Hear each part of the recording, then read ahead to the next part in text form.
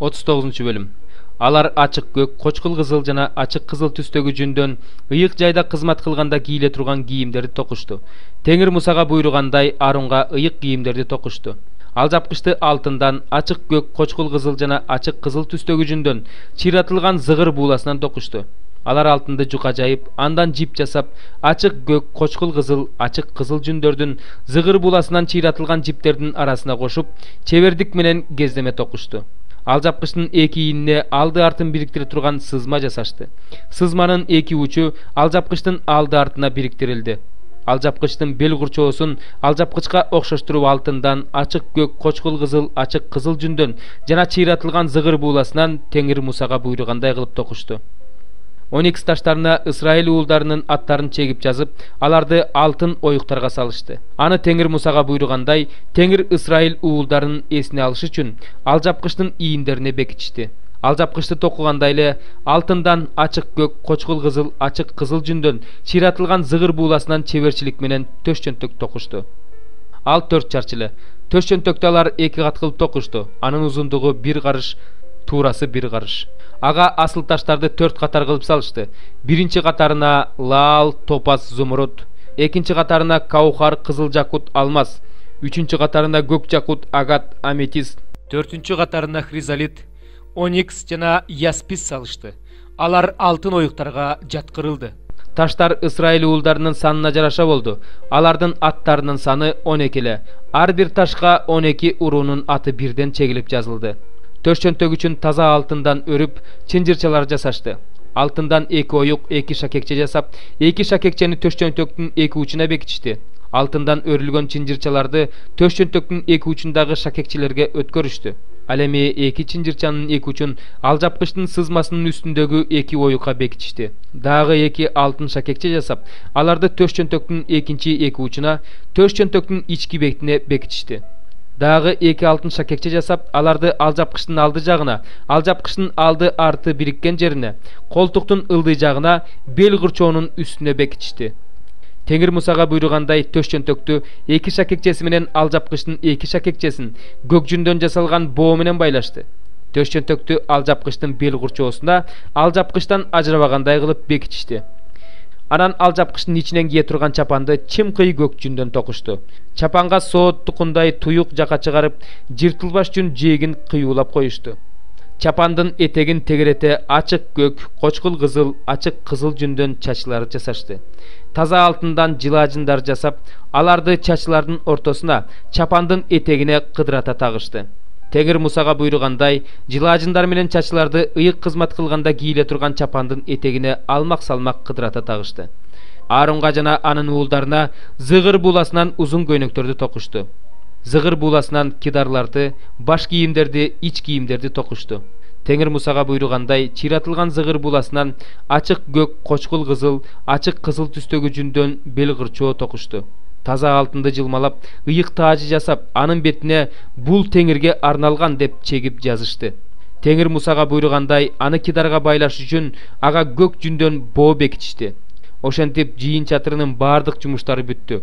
Теңир Мусага кандай буйруса, Исраил уулдары так ошондой аткарышты. Анан алар Мусага чатырды, анын жабууларын, анын бардык буюмдарын, анын илгичтерин, устундарын, шыргыйларын, мамыларын жана таканычтарын алып келишти. Кызылга боелгон кой терисинен жасалган жабууну, сайгак терисинен жасалган ачык көк жабууну жана далдалай турган көшөгөнү, мыйзам салынган сандыкты, анын шыргыйларын, капкагын, үстөлдү, анын үстүнө коюлуучу идиштерди жана нан курмандыктарын, таза алтындан жасалган чырактанды, анын үстүнө коюлуучу чырактарды жана ага тиешелүү нерселердин баарын, чырактанды күйгүзүүчү зайтун майын, алтындан жасалган жыпар жыттуу зат түтөтүлүүчү жайды, майлоочу майды, түтөтүлүүчү жыпар жыттуу заттарды жана чатырдын кире беришиндеги көшөгөнү, жезден жасалган курмандык чалынуучу жайды, анын жез торун, шыргыйларын, анын буюмдарын, жуун кушту жана анын таканычтарын, короонун жабууларын, мамыларын, алардын таканычтарын, короонун кире беришиндеги жабууну, аркандарын, казыктарын жана жыйын чатырында кызмат кылганда керектелүүчү буюмдарды, ыйык жайда кызмат кылганда кийиле турган кийимдерди, ыйык кызмат кылуучу Арундун ыйык кийимдерин, Арундун уулдарынын ыйык кызмат кылганда кие турган кийимдерин алып келишти. Теңир Мусага кандай буйруса, Исраил уулдары бардык жумушту так ошондой аткарышты. Муса алар аткарган жумуштун бардыгын карап чыгып, бардыгы Теңир буйругандай аткарылганын көрдү. Ошондо Муса аларга батасын берди. 18 бөлүм. Иса ушул сөздөрдү айткандан кийин шакирттери менен ал жерден чыгып, Кидрон суусунун наркы өзүнө өттү. Ал жерде бир бак бар эле. Иса шакирттери менен ошол бакка кирди. Иса ал жерде шакирттери менен тез-тез чогулуп тургандыктан, ага чыккынчылык кылган жүйүт да ал жерди билчү. Ал бир топ аскерди жана башкы ыйык кызмат кылуучулар менен фарисейлердин кызматчыларын ээрчитип келип калды.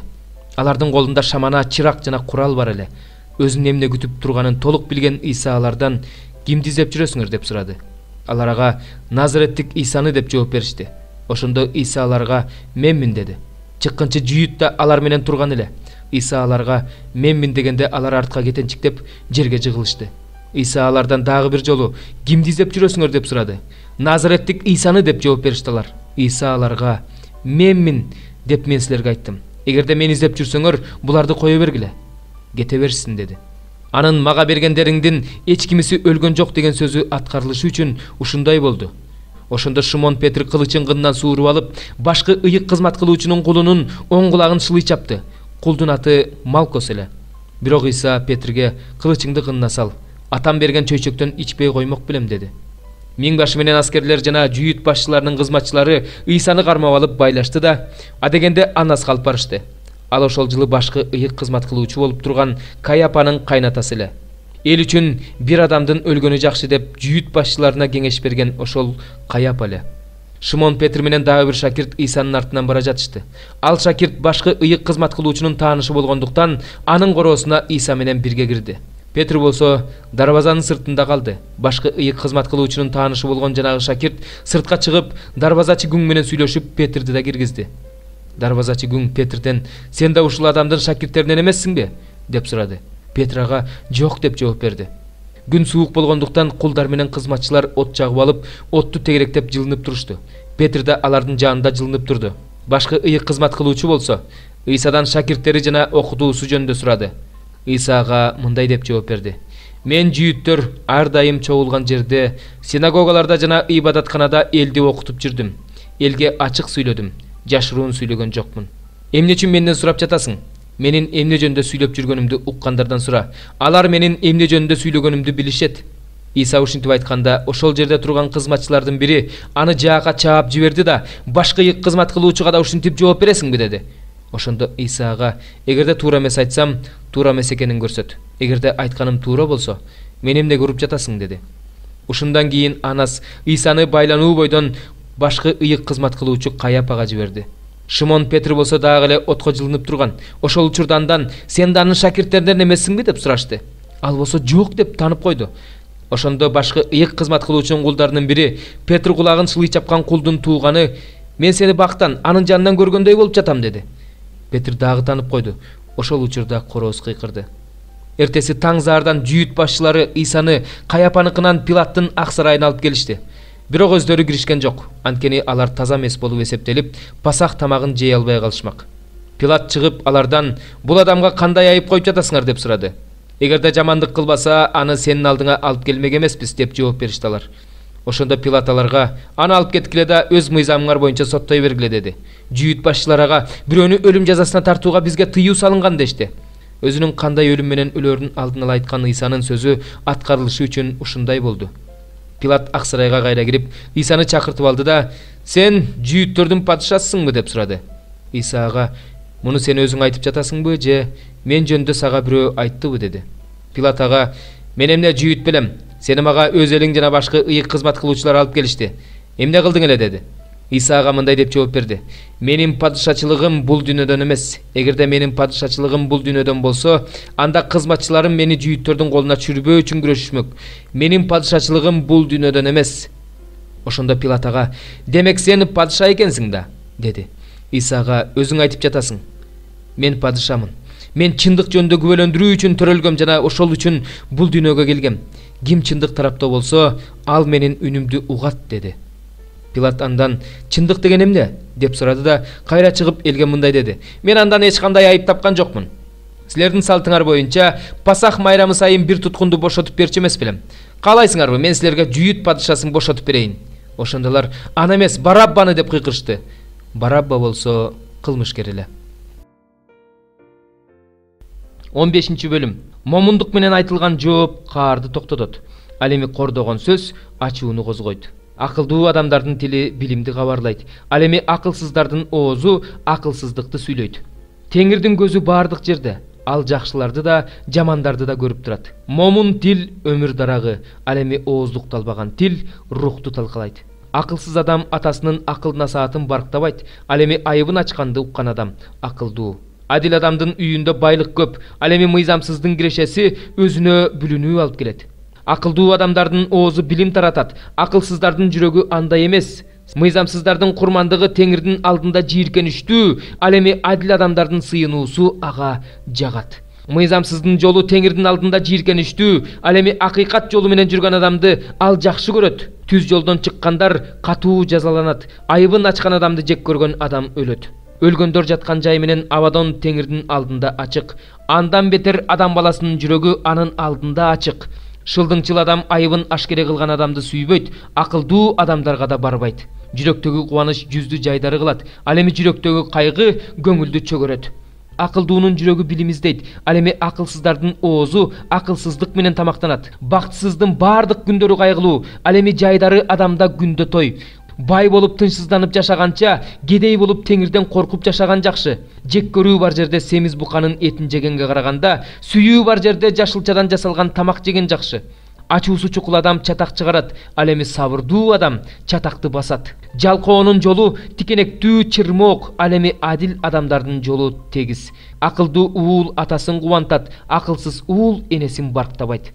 Акылсыздык кем акыл адам үчүн кубаныч, ал эми акылдуу адам түз жол менен жүрөт. Кеңешпей кылган иштер бузулат, кеңешчилер көп болсо алар ишке ашат. Адам берген туура жообунан кубаныч алат. Ошондой эле өз убагында айтылган сөз кандай жакшы. Төмөн жактагы өлгөндөр жаткан жайга түшпөс үчүн акылмандын өмүр жолу жогору кетет. Теңир менменсингендердин үйүн кыйратат, ал эми жесирдин чегин бекемдейт. Кара ниеттердин ойлору Теңирдин алдында жийиркеништүү, ал эми кемчиликсиз адамдардын сөздөрү Теңирге жагат.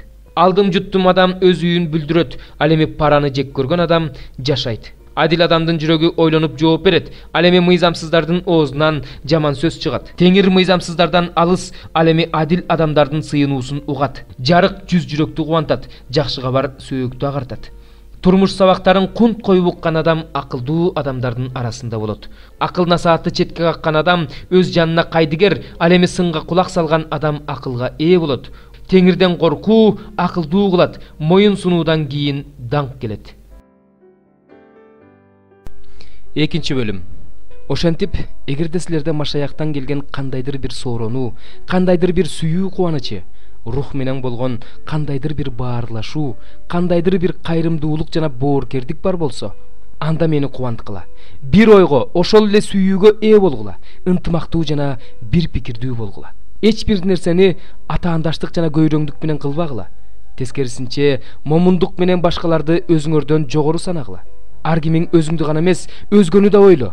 Анткени силердин ой жүгүртүүңөр Машаяк Исаныкындай болушу керек. Ал Кудайдын бейнеси болгонуна карабастан, өзүнүн Кудай менен теңдигин олжоо деп эсептеген жок.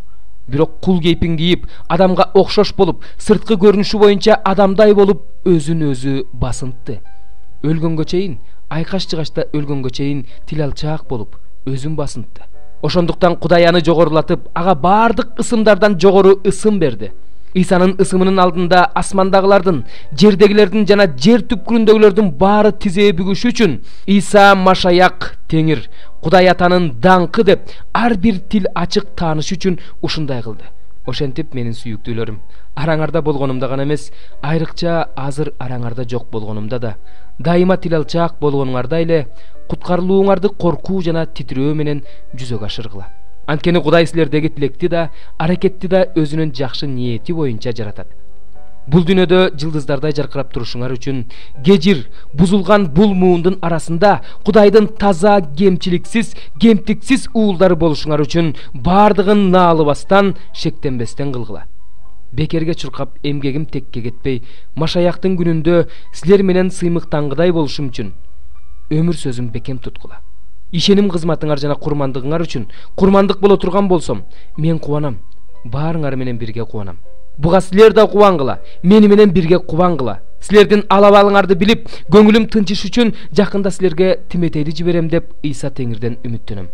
Анткени силер үчүн чындап кам көргөн андан башка эч ким жок. Анткени баары тең эле Ыйса Машаякка жакканды эмес, өздөрүнө жакканды көздөшөт. Анын ишенимдүү экенин билесиңер. Анткени жакшы кабар таратуу ишинде ал мага уулу атасына кызмат кылгандай кызмат кылды.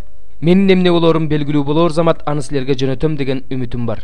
Жакында өзүм да барып калам деп Теңирге бекем ишенем. Мени менен бирге иштеген, бирге күрөшкөн, муктаж болуп турганымда жардамчы болгон, өзүңөр жиберген бир тууганыбыз Эпафродитти силерге кайра жиберүүнү зарыл деп таптым. Анткени ал баарыңарды абдан сагынды. Өзүнүн ооруп калганы тууралуу силердин да кабардар болгонуңарга аябай тынчсызданды. Чынында эле ал катуу ооруп, өлүм алдында жаткан эле, бирок Кудай ага ырайым кылды. Ага гана эмес, кайгыма кайгы кошулбаш үчүн мага да ырайым кылды. Аны кайра көрүп кубанышыңар үчүн, өзүм да бир аз кубанып калышым үчүн аны силерге жиберүүгө шаштым. Аны Теңирдин урматына кубаныч менен кабыл алгыла. Мындай адамдарды сыйлагыла. Силерди жоктотпой мага кызмат кылуу үчүн ал өз өмүрүн тобокелге салды. Машаяктын иши үчүн өлүмгө да баш байлады.